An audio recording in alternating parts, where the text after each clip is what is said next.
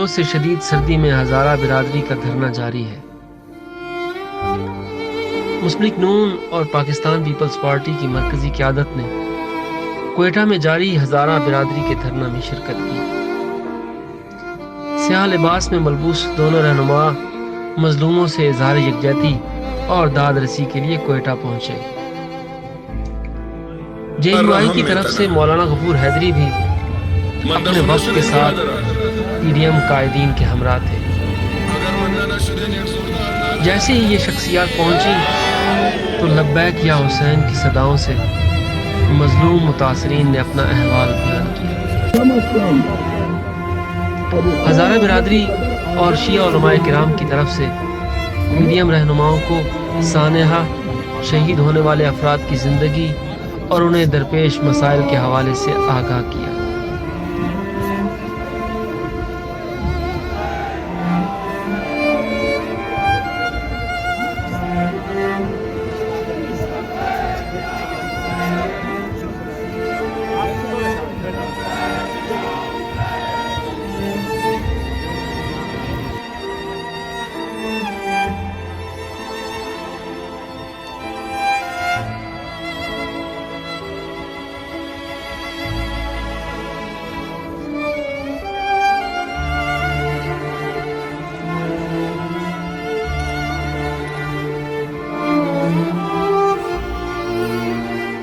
قائدین علاقہ بلاول بھٹو زرداری کو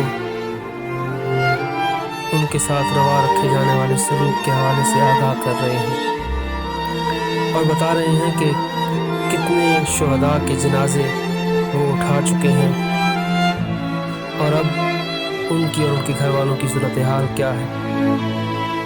اس کے ساتھ ساتھ وہ یہ بھی بتا رہے ہیں کہ انہوں نے وزیر داخلہ اور اس کے ساتھ ساتھ وفاقی اور صوبائی وزراء کے ساتھ کیا بات چیت کی اور انہیں بار بار یہ یقین دلایا گیا کہ وزیر اعظم ان کی داد رسی کے لیے آئیں گے، لیکن تاحال ہم وزیر اعظم عمران خان کے منتظر ہیں۔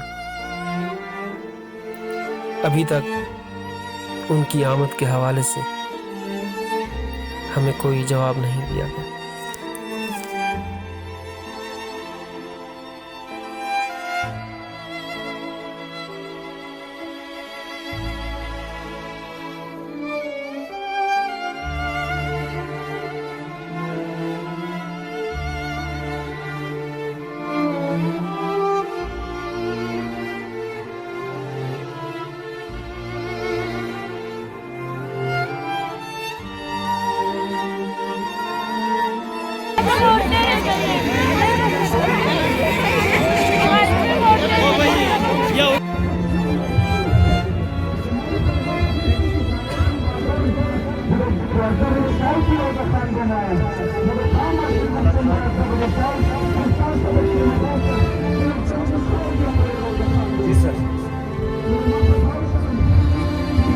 مریم نواز جیسے ہی خواتین سوگواران سے ملی تو انتہائی رکت آمیز صورتحال پیدا ہو گئی اور بعض خواتین یہ صدائیں دیتے ہوئے کہ ہمارے گھر کا واحد سہارا بھی ہمیں چھوڑ گیا۔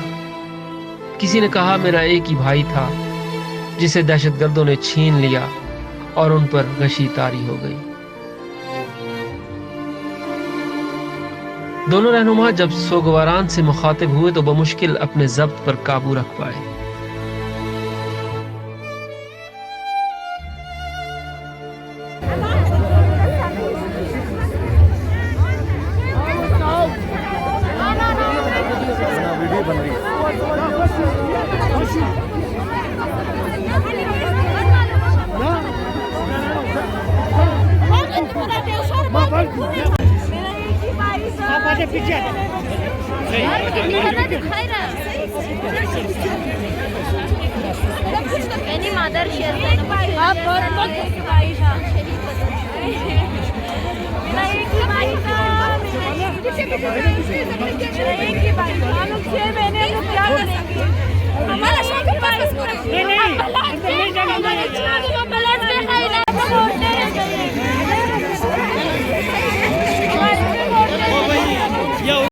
ملتا ہے اس میں بھی ناانصافی ہوتے ہیں، اب تو تعلیمی ادارے میں بھی ناانصافی ہوتا ہے، مگر ہم ان ایشوز پہ آ بھی نہیں رہے ہیں۔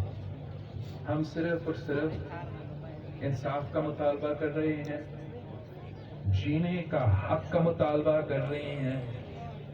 ہمارے سامنے فرزند کربلا بیٹھے ہیں، وہ جانتے